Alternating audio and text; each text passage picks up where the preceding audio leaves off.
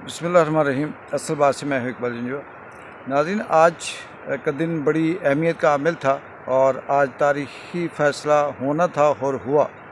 सुबह की व्लॉग में मैंने बताया था कि आज का दिन या तो फिर पाकिस्तान तरक्की की राह पे गामज़ान होने के लिए एक पहला जो कदम है वो उठाएगा, या फिर हमेशा के लिए ग़ुलामी और दलदल में फंसने के लिए तैयार हो जाएगा।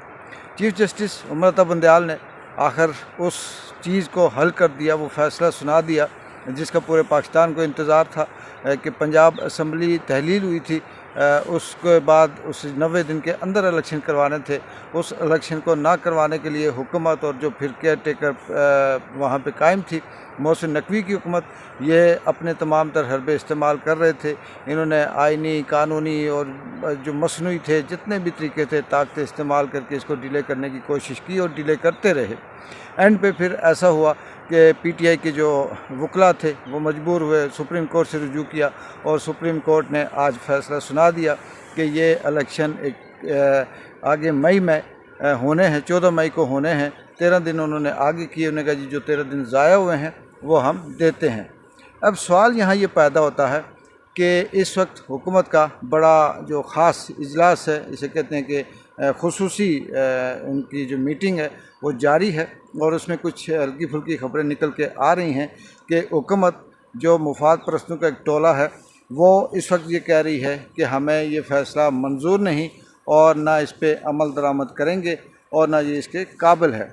अब सवाल ये पैदा होता है कि अगर हुकूमत इस पर अमल दरामद नहीं करती तो इसका नतीजा क्या निकलेगा?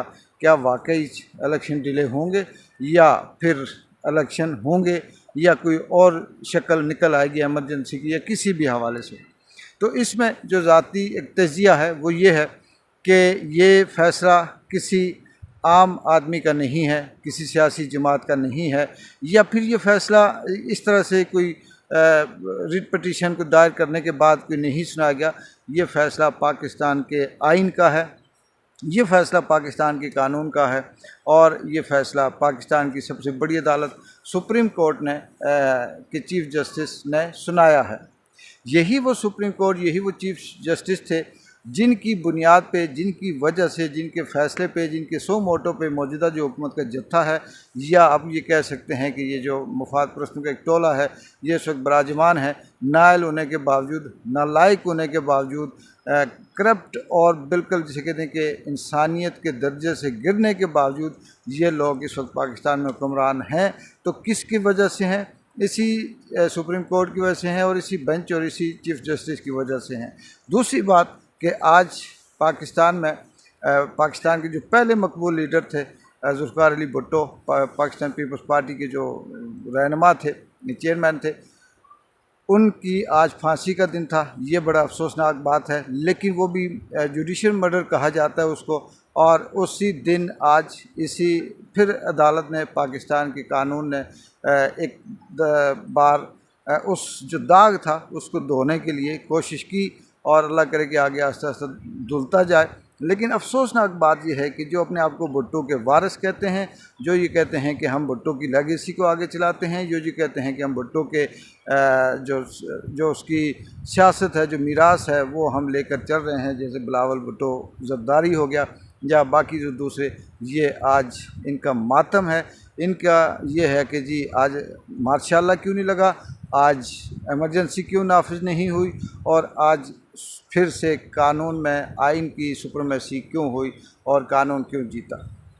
ये फ़र्क है उस दौर के इस अदालत में और आज की अदालत में।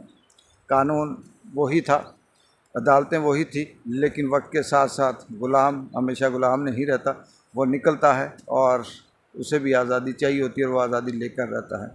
तो बात हो रही थी कि ये क्या कर पाएंगे अगर इन्होंने इस ऑर्डर का, इस हुक्म का, ये चीफ़ जस्टिस ने ये जो फैसला सुनाया इलेक्शन ना करवाए, इसमें डिले किया, कोई माली इमदाद ना की या सिक्योरिटी प्रोवाइड ना की, तो इसके बाद फिर मुझ जैसे एक नाक़िस बंदे की भी राय ये है कि ये ना सिर्फ शहबाज शरीफ बल्कि पूरे का पूरा जो टोला है ये घर जाएगा। इसके पास इसके अलावा कोई रास्ता नहीं है। फिर इनके ऊपर आर्टिकल 5 लगता है, 6 लगता है, ये आने वाले वक्त बताएगा। लेकिन एक चीज़ ज़ाहिर है कि जो शख्स जिस तरह से बोता है, जो चीज़ें बोता है वो वही काटता है। ये जो इस वक्त पाकिस्तान के ऊपर 22 करोड़ के अवाम के ऊपर हुकूमत के नाम से एक नायल टोला मुसल्लत है, आखिर ये लोग भी तो उस अल्लाह की मखलूक हैं, ये लोग भी तो अल्लाह ने पैदा किए हुए हैं, ये इनकी भी तो अल्लाह सुनता होगा कि कैसे ये नमूने हमारे ऊपर मुसल्लत कर दिए, जिनको स्वाय अपने पेट के, अपने मुफाद के, अपनी लालच के दुनिया की कोई चीज़ नज़र नहीं आती, चाहे उसमें ब्यूरोक्रेसी हो, इस्टेब्लिशमेंट हो, हुकूमत हो या केयर टेकर हो, जो भी हो, इन्होंने चुन चुन के वो लोग लगाए हैं जो सारी ज़िंदगी करप्शन करते रहे और जिनको किसी किस्म का कोई खौफ नहीं है, जो जिनके हाथ, जिनकी जो करैक्टर हैं वो सारे दागदार हैं।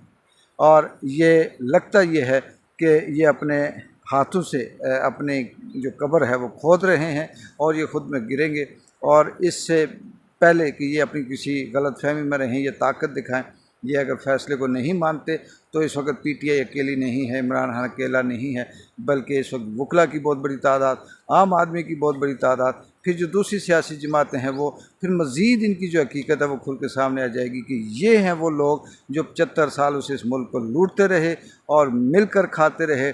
आज सामने वाज़े पता चल गया है कि ये किस तरह से इनने इस मुल्क को तबाह बर्बाद किया।